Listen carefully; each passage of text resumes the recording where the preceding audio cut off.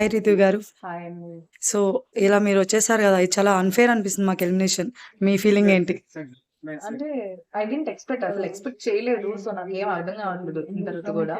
ఇప్పుడు అందరూ ఇక్కడికొచ్చిన వాళ్ళందరూ అన్‌ఫెయిర్ అని అంటే కొంచెం నాకు లోపలుండి లాస్ట్ మినిట్ నేను వైర్ కట్ చేసే వరకు నేను ఫుల్ కాన్ఫిడెన్స్‌గా ఉన్నాను. ఊరికే పెట్టుంటారు నన్ను లాస్ట్‌లో. Because I gave everything. నేను ఎంత ట్రై చేయాలో అంత ట్రై చేసి ఎఫర్ట్స్ పెట్టి ఆడుతూ వచ్చాను. ఇక్కడ గివ్ అప్ కూడా ఇవ్వకుండా అంటే ఫస్ట్ థింగ్ ఏంటంటే ఐ బిలీవ్డ్ ఏంటంటే నేను నాలాగా ఉంటే డెఫినెట్‌గా నచ్చుతాను అనే దాంట్లో ఉన్నాను. ఎందుకంటే నా బయట ఫ్రెండ్స్ కానీ, నా టీమ్ కానీ అందరూ ఏమంటారంటే నువ్వు నీలాగా ఉంటే అందరికి నచ్చుతావు ఎప్పుడైనా అని అంటే అట్లీస్ట్ నేను నాలాగా ఎలాగ ఉంటానో ఎవరికి తెలియదు కాబట్టి ఒక్కొక్కరి మీద ఒక్కొక్క పర్స్పెక్టివ్ ఉంటది కాబట్టి సో బిగ్ బాస్ హౌస్ వెళ్తే నెగిటివ్ అనేది తెలుస్తుంది.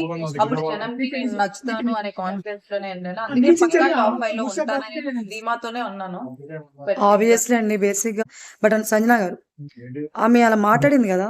సో, మీరు ఎందుకు మళ్ళీ అంత హెల్ప్ చేశారు? దానికి మళ్ళీ మీరు క్లోజ్ అవ్వకుండా ఉండాల్సింది తనతో. అంటే ఇప్పుడు నేను అదే నేను ఫస్ట్ నుంచి బయట కూడా అంతే. ఒక మనిషితో అంత శత్రుత్వం నేను మెయింటైన్ చేయలేను. సరే ఇంకా ఏదో అనేసారు అయిపోయింది. వెన్ షీ ఈస్ ప్లీజింగ్ అంటే తను సారీ ఫీల్ అయినప్పుడు ఇంక నేను దాన్ని పట్టుకొని నేను చచ్చిపోయే వరకు నేను మాట్లాడకుండా ఉండే టైపే కాదు.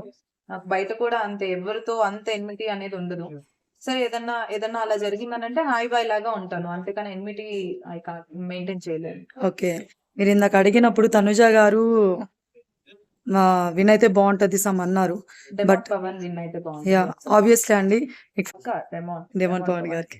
థ్యాంక్ యూ అండి. మా తెలుగు సెలబ్రిటీస్‌కు థ్యాంక్ యూ కొంచెం సో మచ్. ఫ్యాన్స్ అందరికి హాయ్ చెప్పండి. Hi. Thank you so much. ఇన్ని వీక్స్ నన్ను సర్వైవ్ అయ్యాను అని అంటే కేవలం ఆడియన్స్ వల్లే. మీకు నేను నచ్చడం వల్లే. So thank you so much and love you so much. Thank you so much అండి.